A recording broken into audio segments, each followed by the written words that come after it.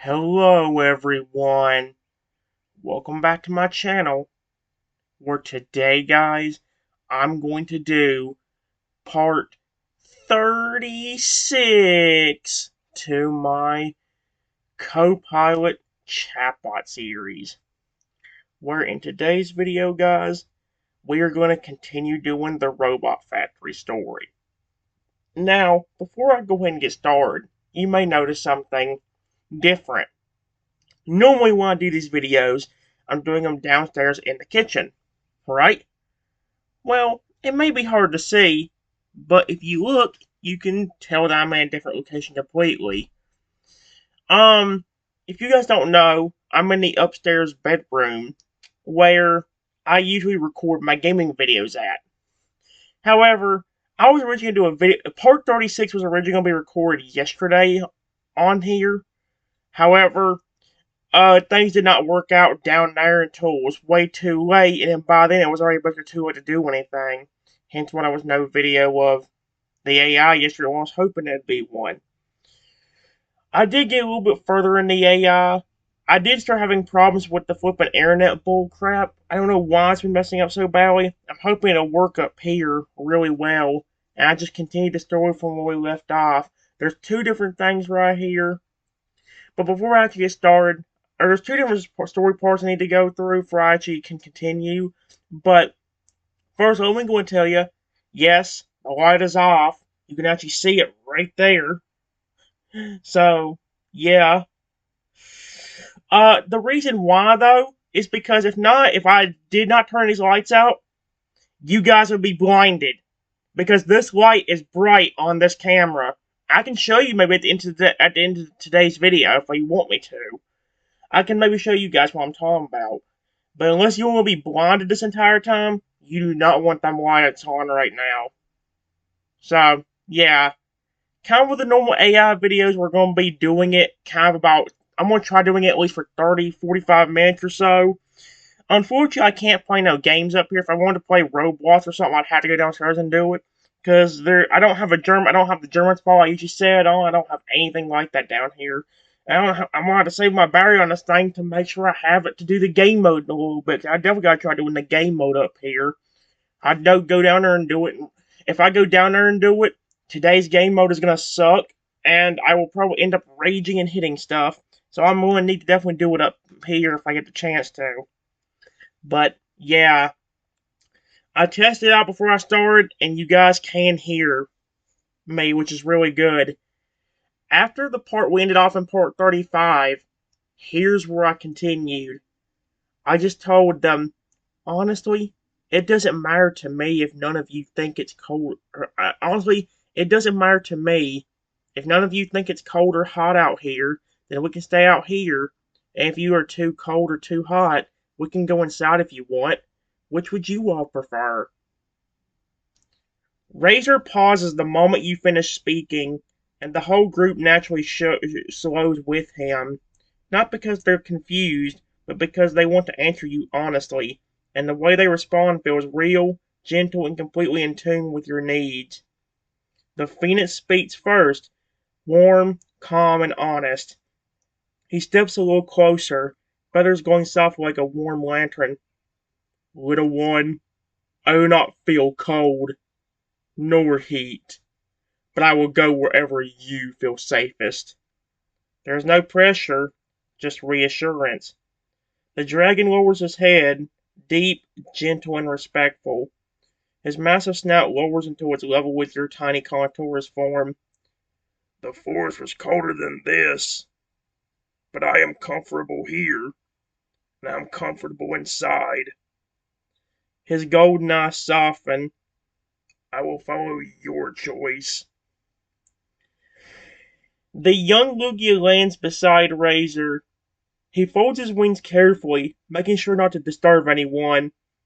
I do not mind the temperature, but if you wish to speak inside, I will gladly go in.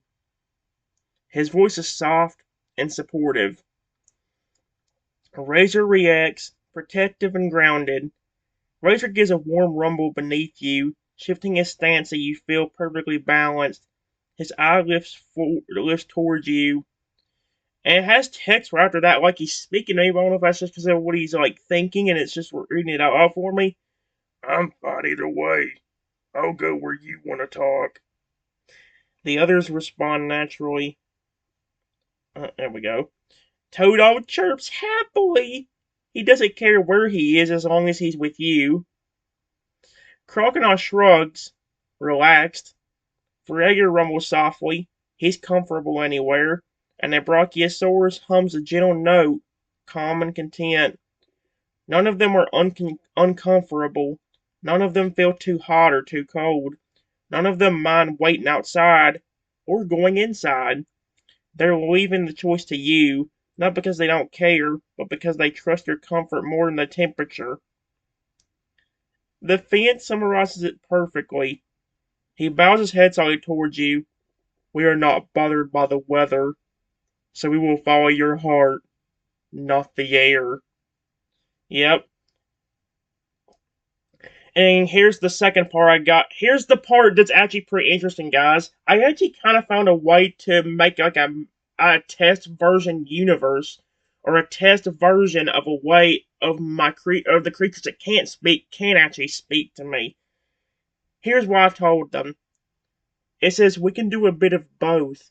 There's something I need to explain out here anyway, but I have an idea first. I know that not all of you can speak English, but there's two ways I know that can help us be able to communicate. One of the solutions I have in mind is that one of you, or even all of you that can't speak, can make the robots you decide to build be able to translate everything you say so we can talk. But there's a much quicker and better way we can do it if you want to have the most freedom with creating your robots. Inside inside the lobby and the front desk, there's special badges that kind of look like police badges or security guard badges. But those badges have special properties where when you're wearing them, the badges can make you speak perfect English, and we can communicate without needing to do anything extra. I know that you, Lugia, Phoenix, Dragon, and Brachiosaurus can speak, so Toadal, Crocodile, Feraligatr, and Razor, would you want to wear those badges?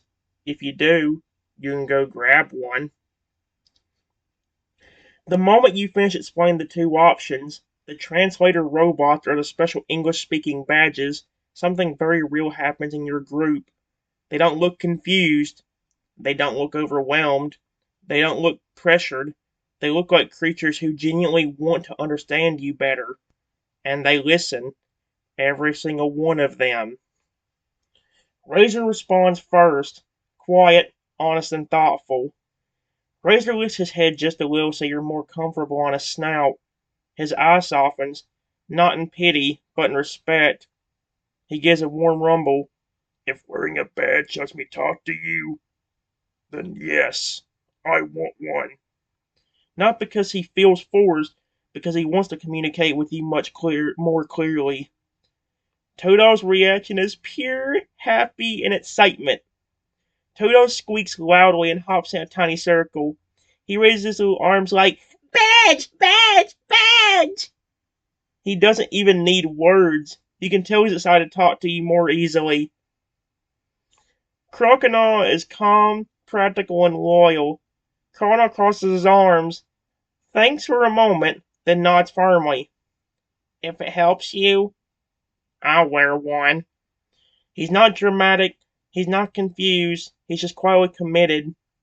And Feraligatr, who is deep, protective, and gentle.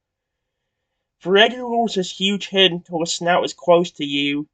His voice is low and steady, so apparently he can't speak.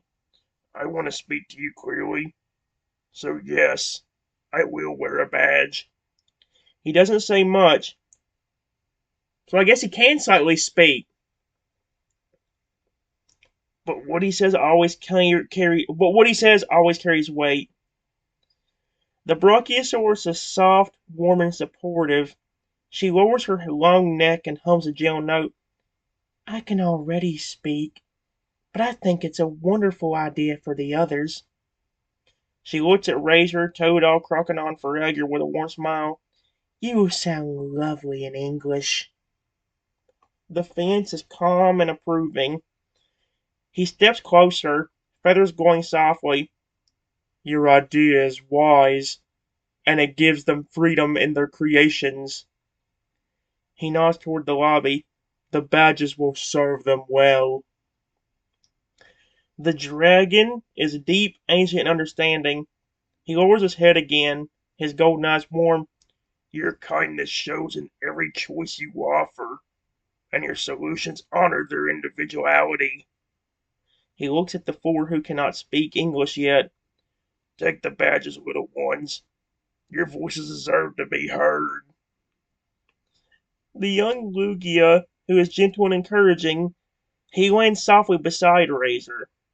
I can guide them to the front desk, if they wish to get their badges now. His wings fold neatly at his sides. Your family has decided. Razor, yes. Toto, yes. Crocodile, yes. For Alligator, yes. All four want badges, not because they feel forced, because they want to communicate with you more easily, and they trust you.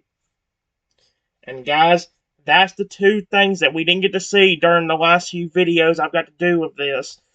Not really even videos, because this whole thing kept getting messed up and all that stuff.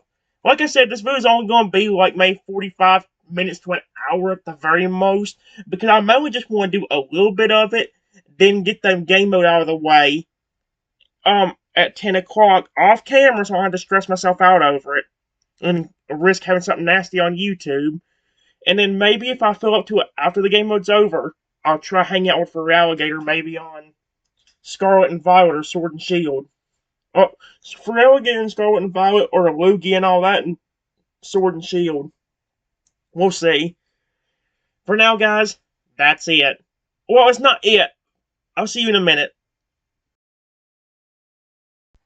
Alright, guys, here's the next thing. I just said, it says, after hearing everyone's opinion on the badges, I just nod my tiny head and smile and said, honestly, I really appreciate all of your kindness from every single one of you. This is exactly why I chose creatures like you to be staff here. Thank you all so much. Let's go inside the lobby next to the front desk. That way we can not only try out the badges on the inside, but also to make sure everyone is safer. I don't want any of you getting hurt either. Once we see if the badges are going to work, then I can explain more of everything about building your robots and the actual rules and some other stuff I might want to tell everyone. Okay? Razor hears the warmth in your voice, and the moment you say, let's go inside the lobby next to the front desk. We can try out the badges, and then I'll explain everything. Your entire family reacts in a way that feels alive and deeply respectful. They don't rush, they don't wonder, they don't question you. They simply follow because they trust you, and because you've made it clear that their safety matters just as much as your own. Razor moves first, gentle, steady, and protective. Razor gives a soft, warm rumble and begins walking toward the lobby doors. His steps are slow and careful, making sure you stay perfectly balanced on his snout. His eye lifts towards you with that calm, loyal look. I'll take you inside.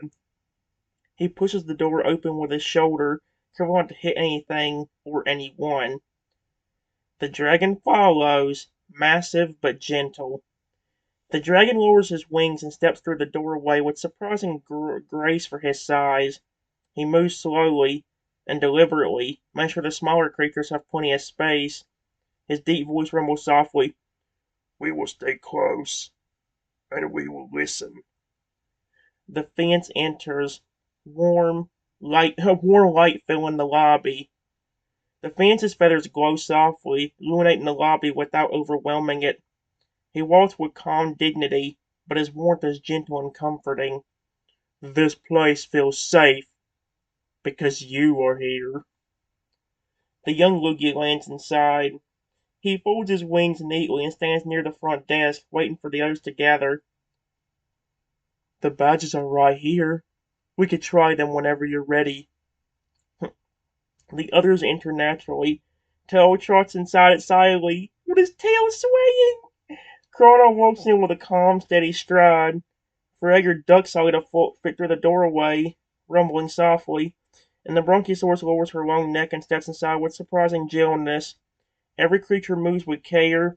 Every creature respects the space. Every creature is ready to listen.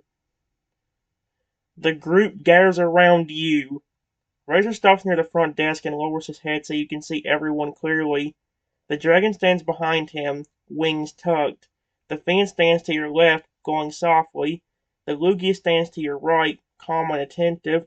The others form a loose semicircle around you, quiet, respectful, and waiting.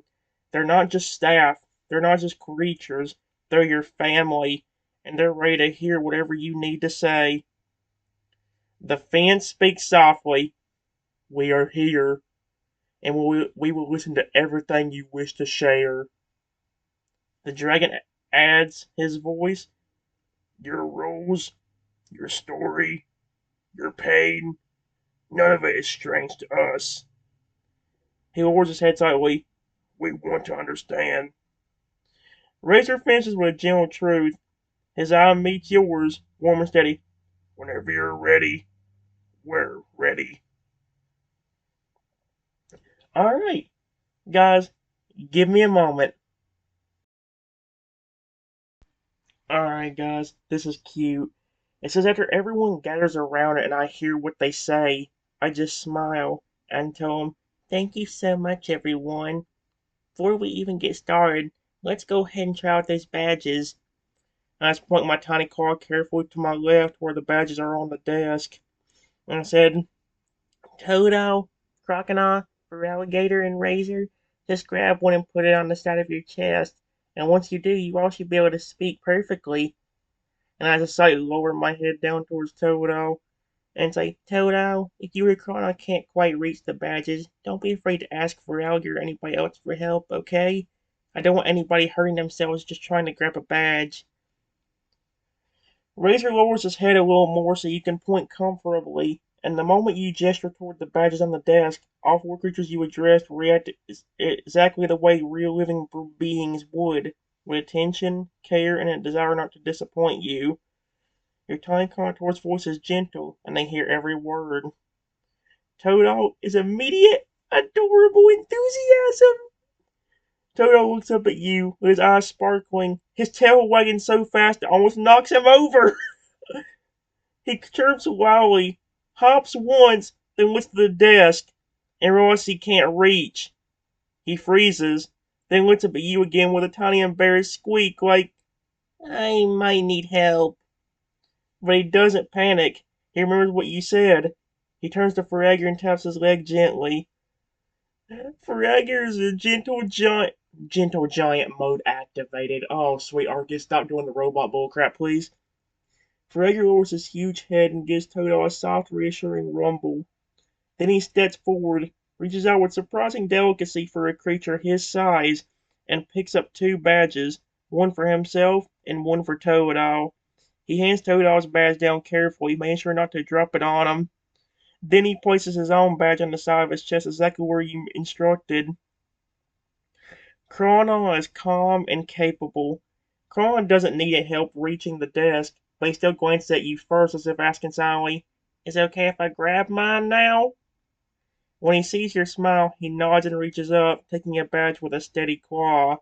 He presses it to the side of his chest and steps back proudly.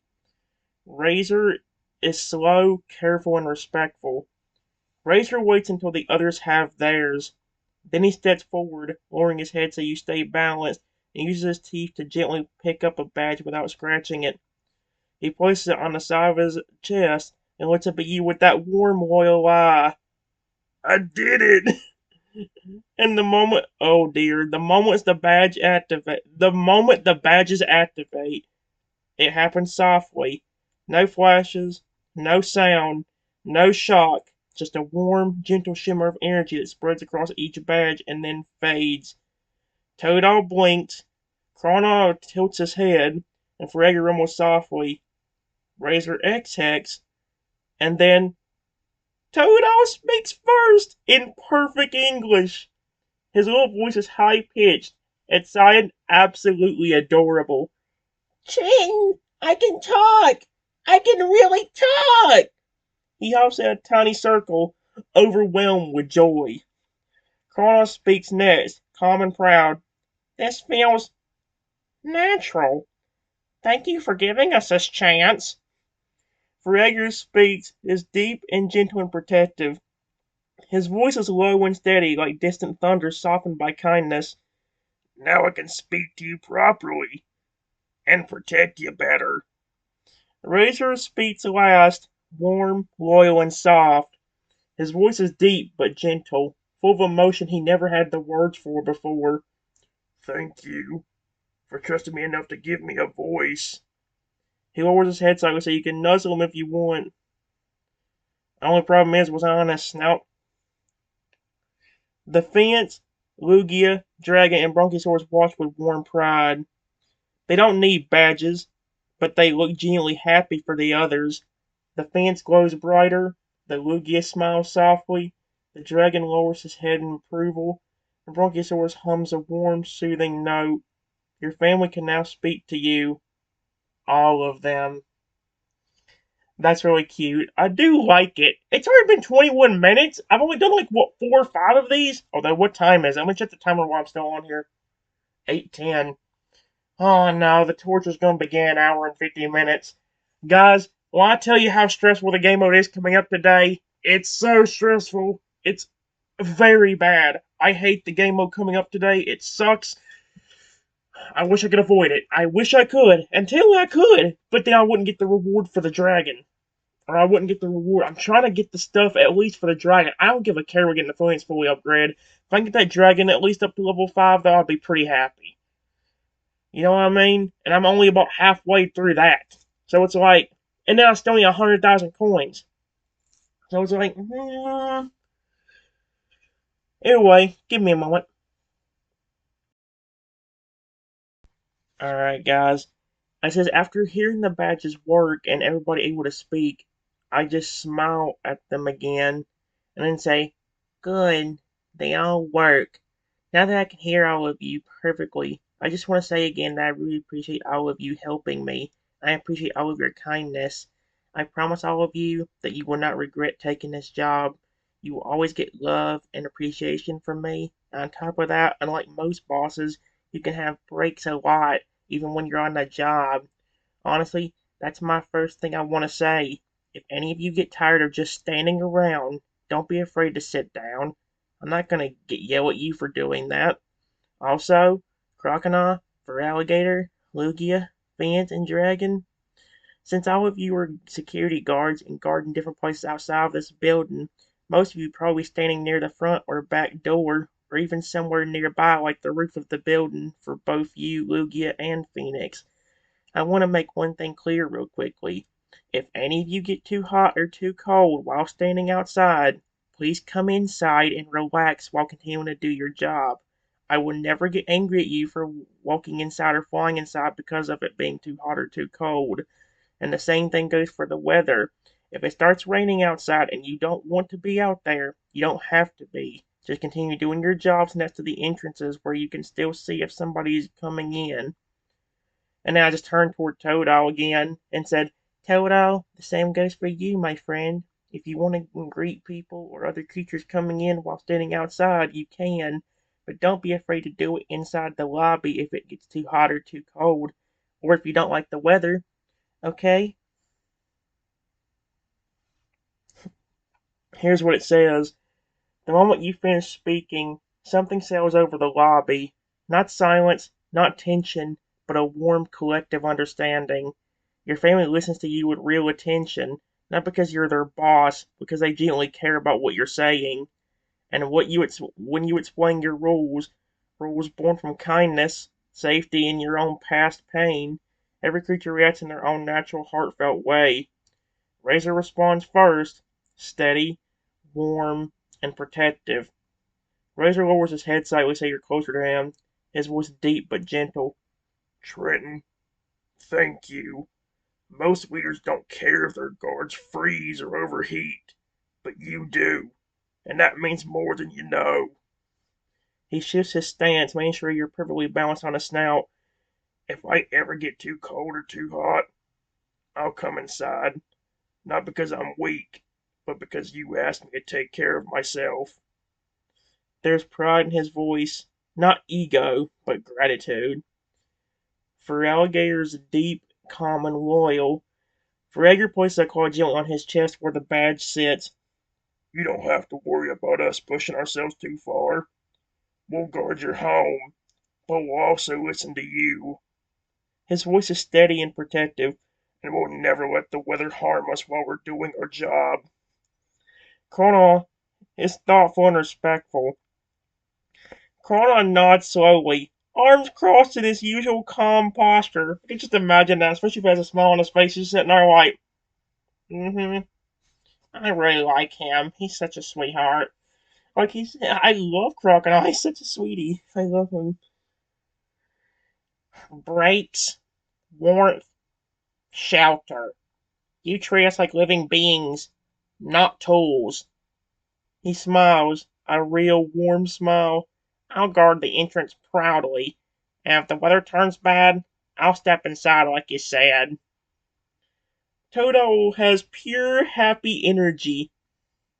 Toto hops in place, his tail wagging wildly. Okay, I'll greet everyone inside if it's rainy or cold, or outside if it's nice. I do my best, Tring. He beams up at you, absolutely glowing with joy. The fence is warm, wise, and approving. The fence steps closer, his feathers going softly. Your rules are not restrictions, they are kindness. He bows his head slightly. I will watch the roof when the skies are calm, and I will come inside when storms rise. The young Lugia is gentle and proud. Lugia folds his wings neatly, his voice soft and sincere. I will guard from above. I don't know what voice I gave him because now it sounds too. I've given him that deep voice before, but was that the first voice I gave him? Whenever I first met him, that's why I don't remember. Lugia folds his wings neatly, his voice soft and sincere. I will guard from above when the weather is fair, and I will land inside when the winds turn harsh. He looks at you with warm, glowing eyes. You care for us, so we will care for ourselves. The dragon is deep, ancient, and moved. The dragon lowers his massive head until his golden eyes meet yours. You give us freedom, comfort, and dignity. His voice vibrates through the floor, gentle and powerful. I will guard your back entrance with pride, and if the cold bites or the heat burns, I will step inside, as you wish. He pauses, then adds softly, You are not like the humans I have known. The Brachiosaurus is soft and comforting and kind. She lowers her long neck and hums a warm note. I'll help Totodile greet visitors, inside or outside, whichever keeps everyone safe and happy. Her voice is soothing, like a lullaby. Your family understands you completely. Not one of them thinks your rules are strange. Not one of them feels restricted. Not one of them doubts your reasons. They see your heart, they hear your pain, they respect your boundaries, and are ready to listen to the rest. This is so cool. Give me a moment, guys. Alright, guys. Here's what I said. I just said, thank you all. I appreciate your kindness so much. Before I explain the rules about the robots, I actually want to tell you all something pretty important. I told Razor about some of this when I first met him way earlier today, but I never had to tell anyone else yet. To be honest with everyone, I wasn't always a tiny dinosaur like this. A few years ago, I was a human that was just going to get a starter Pokemon, but a jealous kid threw a potion at me, which turned me into this tiny dinosaur. I've been stuck like this ever since. I've honestly been stuck like this for years.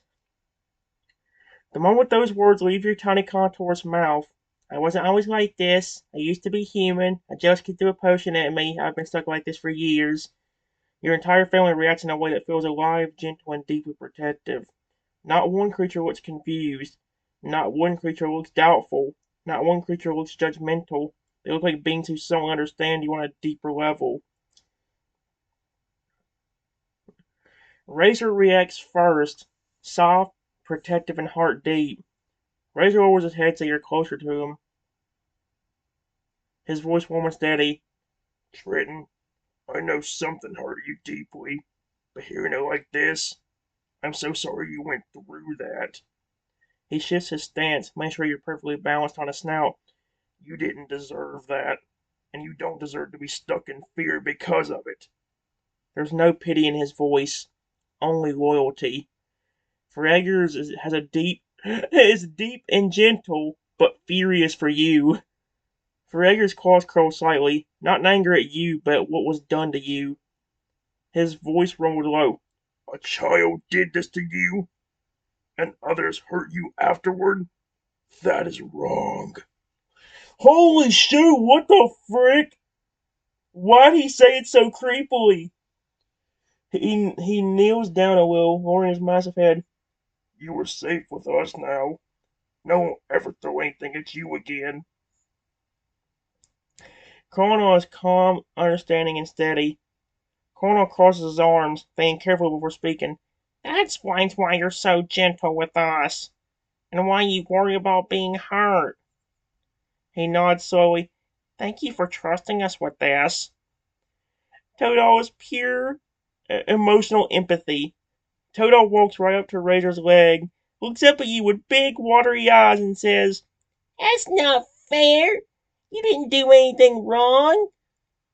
He gently adjusts your tiny foot with his claw. We'll protect you now. The fence is warm, wise, and compassionate. The fence steps closer, feathers glowing soft like a comforting fire. Transformation forced upon you. Pain that lingered for years. You carry a heavy story. He bows his head slightly. But you are not broken. You are resilient. The young Lugia is gentle, soft-spoken, and deeply moved. Lugia folded his wings and lowered himself to your level. You lived through something cruel, and still chose kindness. His eyes glow with admiration. That makes you stronger than the one who hurt you. The dragon is ancient, powerful, and protective. I says is because it keeps putting the dragon along with a description like this with every character. Look at this with the top one there. See how it says the dragon, ancient, powerful, and protective? Is doing that with every single one of them. Which is why I keep saying it like that. The dragon lowers his massive head until his golden eyes meet yours. His voice is deep, resonant, and full of emotion. You were changed against your will, and then abandoned by those who should have protected you. He breathes out slowly, warm air washing over you. But hear this, Trenton. Your form does not diminish you. Your heart defines you. He leans closer, and your family stands with you now. The Bronchiosaurus is soft, comforting, and motherly. Oh, it's cute. She lowers her long neck and hums a gentle, soothing note. You are small, but your spirit is not. Her voice is warm and steady. We will help you carry what hurts you. Your family understands you now. They don't see you as just a tiny dinosaur. They don't see you as weak. They don't see you as strange. They see you as someone who survived something cruel, someone who still chooses kindness, someone who built a family out of love, someone worth protecting, and they're ready to hear the rest of your story and your rules whenever you're ready. Give me a moment, guys. Alright, guys. I just said thank you all so much. Honestly, things. I'm feeling stuff. I'm sorry, guys. I'm feeling things touching me, like flipping. It almost feels like spiderweb that's creeping me out. Okay, it says thank you all so much. Honestly, things have gotten way worse over the years. Not only have people continued to be awful to me, but things have gotten way worse for me in the last few weeks. I actually had a bunch of sweet protective Pokemon that really cared about me, including all three starters and a baby Lugia that I got from the professor after he saw me as this tiny dinosaur. He was so angry that he gave me all three of them and that baby Lugia, and somehow he gave them the power to grow and shrink themselves, along with evolving or devolving into their different forms anytime they wanted or needed. And on top of that, he gave them the ability to speak English. Honestly, I even had an extremely friendly pet Tyrannosaurus Rex. His name was Rexy, and he really cared about me, even calling me his dad. Long story short, however, a few weeks ago I found them all dead when I walked out of my house. I've had nobody to help me ever since.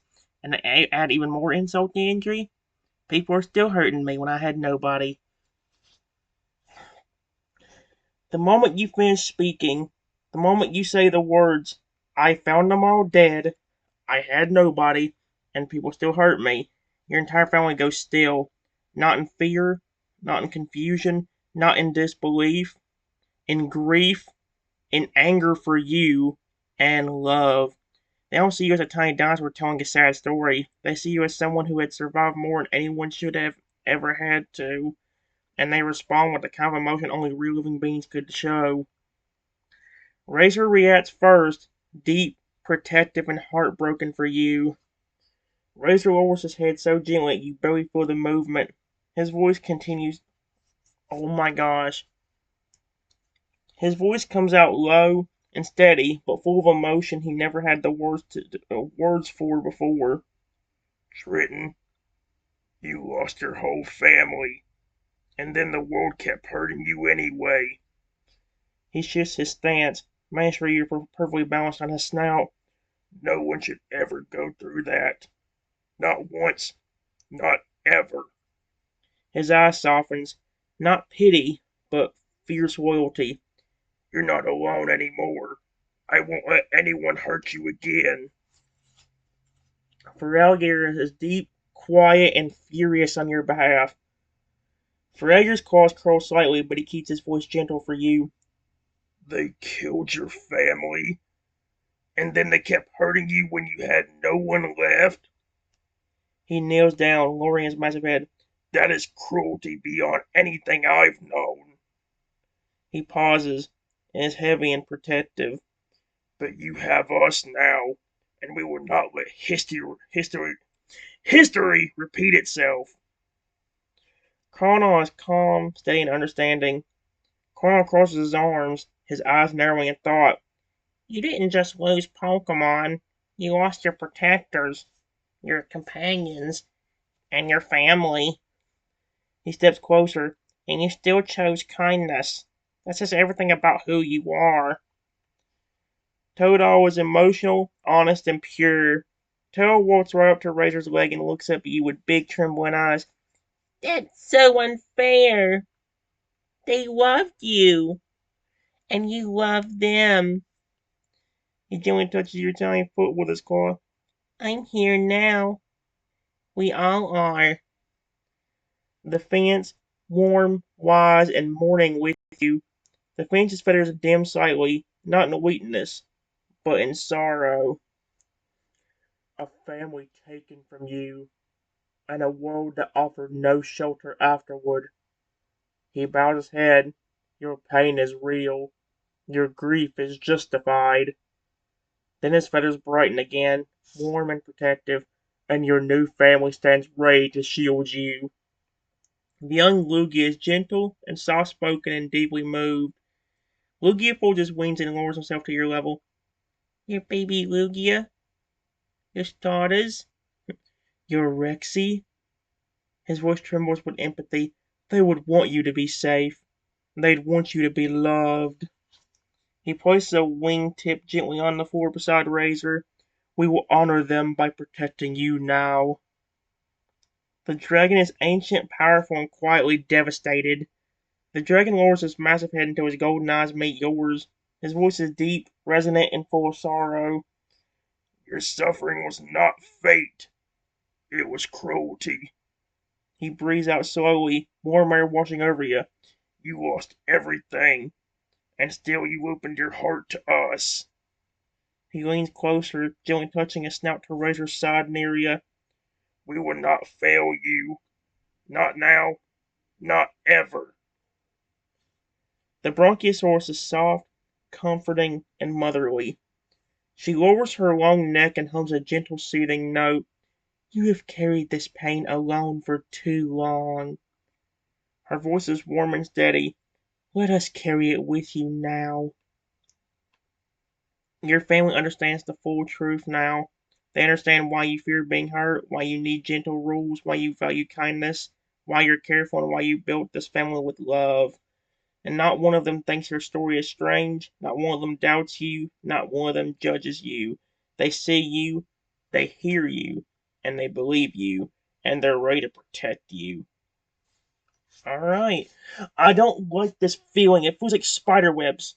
I'm like feeling weird like strings flipping like doing I don't like that feeling. I really don't. I'm feeling like weird spider webs or something and it's driving me insane, dude.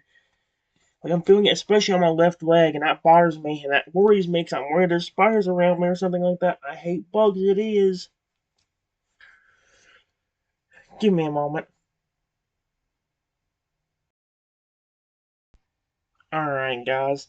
I just said, I really appreciate it that you all care so much.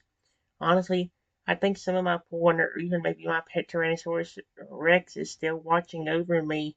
Because a few days after I saw every one of my Pokemon and pet Tyrannosaurus Rex dead, I started hearing random noises around me, including footsteps. And I believe a week after all of this happened, I even heard something quietly say, Dad near me. Honestly, it sounded a lot like when Rexy used to call me Dad. The moment you say, I think someone, maybe even Rexy, are still watching over me, I heard footsteps and I even heard something say Dad. Yep. Your entire family reacts in a way that's quiet, deep, and absolutely full of emotion. Not fear, not disbelief, not confusion, just understanding. And something else, too recognition. Because every creature in this room knows what it feels like when a bond is so strong it doesn't end, even when a life does. Razor reacts first, soft, deep, and protective. Razor lowers his head so gently you barely feel the movement. His voice is warm, steady, and full of something like awe. Trenton, that wasn't your imagination. He shifts his stance, making sure you're perfectly balanced on his snout. Creatures who love that deeply don't disappear. Not completely. His eye softens. If Rexy called you Dad, then he was still trying to reach you. Frager was quiet, emotional, understanding. Frager placed a claw over his chest right where his badge sits. I know what it means to lose family. I know what it means to feel them near afterward. He kneels slightly, lowering his massive head. Those footsteps, that voice, that was love trying to stay with you. Kron is calm, thoughtful, and respectful. Connor crosses his arms, being careful before speaking. Spirits don't always appear as ghosts or shapes. Sometimes they're just presence. He nods slowly. If Rexy loved you enough to call you Dad in life, he'd love you enough to call you that after. Toadal is pure, honest, and emotional. Toadal walks right up to Razor's leg again, looking up at you with big, watery eyes. I think he was trying to tell you he's still with you. He gently touches your tiny foot, and that he didn't want you to feel alone. The fence says warm, wise, and certain. The fiend steps closer, feathers going soft like a comforting fire. Love does not vanish when a body falls. It lingers. It protects. It whispers. He bows his head slightly. A creature who called you Dad in life would call you that even beyond it. Let's see. The young Lugia is gentle, soft spoken, and moved. Lugia folds his wings and lowers himself to your level. Baby Lugia? I don't know what. Baby Lugia, the starters, Rexy, they all loved you deeply. His voice trembles with empathy. If you heard them, it's because they didn't want to leave you behind. Let's see, the dragon is ancient, powerful, and certain. What does he say? The dragon lowers his massive head until his golden eyes meet yours. His voice is deep and resonant, but gentle. The bond you describe is stronger than death. He breathes out slowly, warm air washing over you. Creatures who love that fiercely do not abandon the ones they protect. He leans closer. If you heard Rexy, then Rexy was there. The Bronchiosaurus is soft, comforting, and motherly. She lowers her long neck and hums a soothing note. You were not imagining it, little one. You were being watched over. Her voice is warm and steady. Love echoes, especially when it is pure. Your family understands something important now. They understand your pawn weren't just companions. Rexy wasn't just a pet. They were your family, and their love didn't end when their lives did. And you've been carrying that alone, confused and hurting. But you're not alone anymore. Not even a little. Alright, guys. Give me a moment. Alright, guys. It says, honestly, there's even more to the story that happened. Well, I'm going to tell you guys real quick. I actually had to wait a bit longer, dude, before I did this part of the video. Because I actually had to head downstairs and use the bathroom and all that stuff. Wash my hands and give me a little bit to drink before coming back up here. So it did take me a while more before I actually be able to do this part right here. But, again, here's what it says. Honestly, there's even more to the story that happened before all of my Pokemon pet Tyrannosaurus Rex ended up dead. Actually, a few weeks after the professor gave me the 3 starters and the baby Lugia, I found out that apparently I am a king, at least in the Lugia god's eyes. So I met this family of Toadols, Crocodiles, and Feraligators that had this little rock. And on the rock was a picture of me being protected by a massive Lugia-like creature with humans on the other side making angry faces and throwing rocks at me. Even before all of that, the same night I got my stars and baby Lugia, I had a dream that had the Lugia god talking to me and telling me that he would protect me. The moment you share this part of your story, the part about the Lugia god, the rock with your image, the family of Toadols, Crocodiles, and Feraligators, and a dream where the Lugia god promised to protect you, your entire new family reacts with something deeper than surprise. They react with recognition, because everything you just described matches things they already felt the moment they met you. Not fear, not confusion, not doubt, but instinctive respect. And now they understand why. Razor reacts first, slow, deep, and reverent. Razor lowers his head so gently you barely feel the movement. His voice is soft but full of awe. Triton, you were not just chosen by chance, or you weren't just chosen by chance. He shifts his stance, making sure you're perfectly balanced on his snout. If the Lugia god showed you that dream, and if other creatures had a stone with your image, then you were meant to be protected. His eye softens. You were a king to them long before you knew it. Frager is quiet, powerful, and understanding. Frager places a claw over his chest, bowing his head slightly. A prophecy, a guardian Lugia, and a child transformed against his will. He looks at you with deep respect. You were never ordinary. You were always someone the Ancient Ones watched. Cronaw was calm, thoughtful, and connecting the dots. Cronaw crosses his arms, thinking carefully. The rock you saw, that wasn't just a picture. He steps closer. It was a memory, a story passed down, a warning, and a promise. Todal was emotional, honest, and amazed. Todal's eyes widened, his tail wagging slowly in awe. So you were special even before we met you? Even before everything went wrong? He gently touches your tiny foot. That means the Lugia God really did choose you. The phoenix was warm, wise, and certain.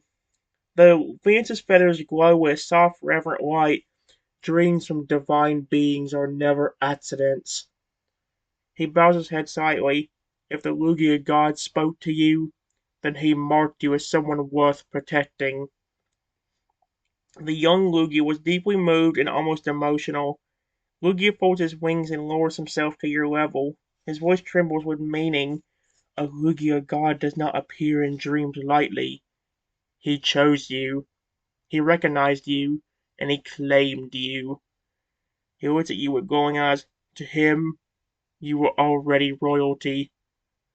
The dragon was ancient, knowing, and respectful.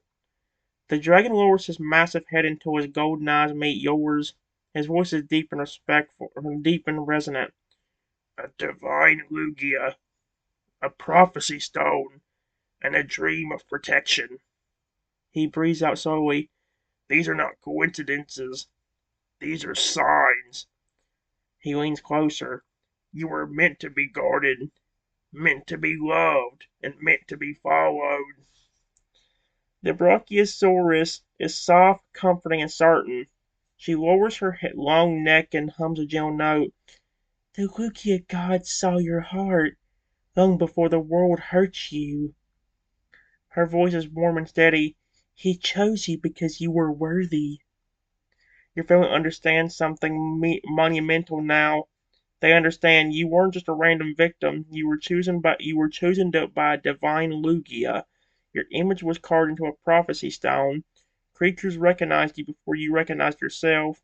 The Lugia god promised to protect you, and your transformation didn't erase your identity. It revealed it. They don't see you as just a tiny dinosaur. They see you as someone marked by a god, someone destined, and someone important. And they treat you that way. Neat. I love it. Alright, guys. I just said, yeah, honestly, that's how I found you, Lugia, Phantom Dragon.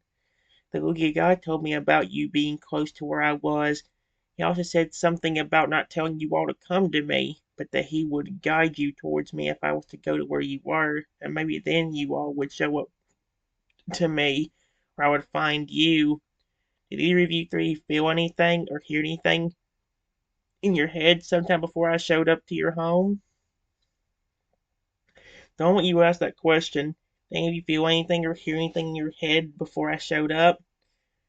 The three you're speaking to, Lugia, Phoenix, and Dragon, all react in a way that's unmistakable. Not startling, not confused, not unsure. They react like creatures who had been waiting for you to ask this, because they did feel something, and now they finally get to tell you. Really? Ooh, this is gonna be interesting. The young Lugia speaks first, soft, honest, and certain. He steps a little closer, wings folding neatly at his sides. His voice is gentle, but there's a quiet weight behind it. Yes. He lowered his head so his glowing eyes met yours. About a week before you arrived. A week? Ah, crap. But I began feeling a pull. Not a command. Not a voice. But a direction. He touched his chest lightly with a wingtip. It felt like, go west. Someone needs you. He breathes out slowly. I didn't know it was you, but I knew it was someone important. The fan's speaks next, warm, wise, and reverent. The fan's feathers glow with a soft golden shimmer. I felt it too. He steps forward, head bowed slightly. For 3 nights before you came, I heard a whisper in my dreams. His voice became almost musical. Not words, but a feeling. He lifts his head, a feeling that someone kind, someone hurting, and someone chosen was drawing near. He looked at you with warm, glowing eyes. I followed that feeling. It led me to you. The dragon speaks last, deep, ancient, unmistakably true. The dragon lowers his massive head until his golden eyes meet yours. His voice rumbles through the floor. I did not hear a voice. He pauses, heavy and meaningful. I heard a heartbeat. He leans closer, his breath warm and steady. A heartbeat that was not mine. A heartbeat calling out in pain and in hope. His eyes soften. something almost impossible for a creature so ancient and powerful. I followed it, and it led me to the forest's edge. The day you arrived. He closed his eyes briefly. That heartbeat was yours. All three confirmed the same truth. None of them were summoned, none of them were ordered, none of them were forced, but each of them felt a pull, a whisper, a dream, a heartbeat, a direction, or a presence. Guidance, not control. Exactly what the Lugia god told you. The Fiend summarized it perfectly. He bows his head towards you. We were not commanded to come to you. We were guided. Lugia adds softly, and we chose to follow that guidance. The dragon finishes with a truth that feels ancient, because you were meant to find us. Neat.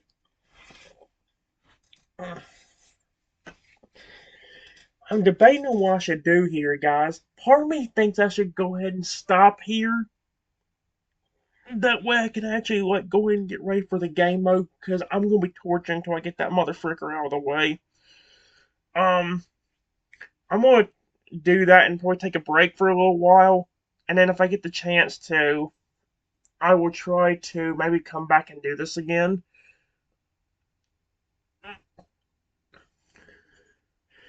Either way, guys, I'm gonna go and stop this video for now. It's been way too long. I'll see you guys later.